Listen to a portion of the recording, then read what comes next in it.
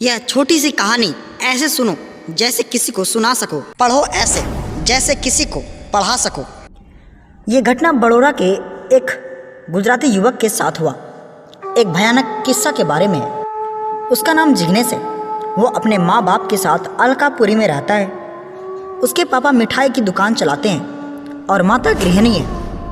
5 साल पहले की ये घटना है जिसकी वजह से वो आज भी डरा हुआ रहता है।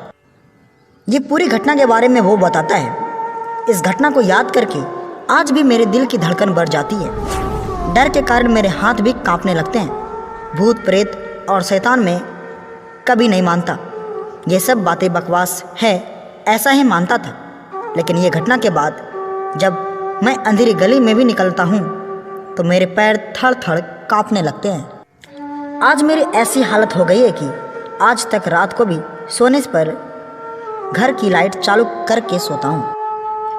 मेरे पापा बहुत ही कड़क स्वभाव के थे।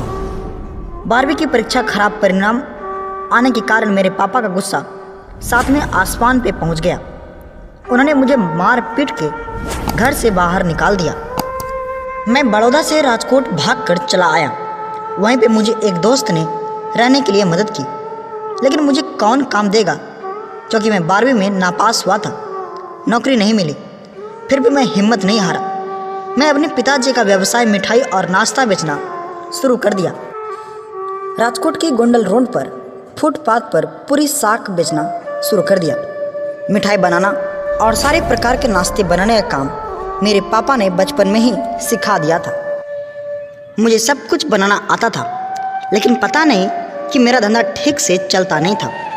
पूरे दिन में मात्र 2-3 ग्राहक आते थे, इसीलिए मेरे बनाए हुए सारे नाश्ते फेंक देना पड़ता था। गोंडल रोड पर मैंने जहाँ पे लॉरी खरीदी थी वो बहुत ही भीड़ भाड़ वाली जगह थी।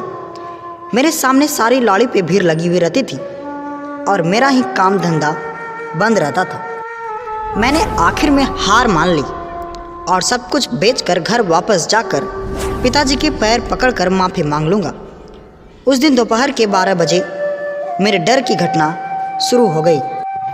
मैं अपनी लॉरी के पास खड़ा था। आसपास में बहुत भीड़ भी नहीं थी। मैं पास की दीवार पे पेशाब करने के लिए गया और मुझे जोरदार झटका लगा। वहीं पे एक भयानक आवाज़ सुनाई दी और मेरे होश उड़ गए। मुझे ऐसा लगा कि कोई प्यासा पानी पी के संतोष हुआ। ऐसे खुश हुआ। थोड़ी देर में देखा कि मेरी लॉरी के आसपास भीड़ जमा होने लगी और मैं ज़मीन पे गिर गया। जब मैंने देखा कि मेरी लॉरी के पास एक ग्राहक खड़ा था, मैं खड़ा होकर उस ग्राहक के साथ बात करने लगा। वो आदमी अजीबो गरीब लगता था। उसने मुझे कहा कि तुम्हारे पास जो भी खाने का नाश्ता है वो सब मुझे पैक करके दे दो। सामान पैक करने के पहले उसने मुझे पैसे भी दे दिए। मेरी खुशी का कोई ठिकाना नहीं रहा। उस आदमी ने मेरी सारी मिठाई, नाश्ता सब कुछ खरीद लिया और मुझे ज़्यादा पैसा भी दिया। इसलिए मेरी हिम्मत और बढ़ गई और मैंने वडोदरा वापस जाना टाल दिया। वो आदमी हर रोज़ आता और मेरी सारी मिठाई और नाश्ता खरीद लेता। एक बार मैं बाहर घूमने गया और उस दिन लॉरी नहीं निकाली थी। दूसरे दिन लॉरी लेके मैं काम पे पहुंचा तो वो आदमी मेरे सामने आके खड़ा हो गया और गुस्से से लाल होके मेरे सामने घूरने लगा। उसने मुझसे सिर्फ उतना ही कहा कि मैंने तुम्हारी तकलीफ़ में मदद की और तूने मुझे कल भूखा रखकर इसका बदला लिया। अब मैं तुम्हें इसकी सज़ा दूंगा। बस इतना ही बोल के वो दीवार के पास पड़ा पत्थर तरफ गया जहाँ मैं पेशाब करने के लिए गया था। वहाँ जाके वो अचानक गायब हो गया।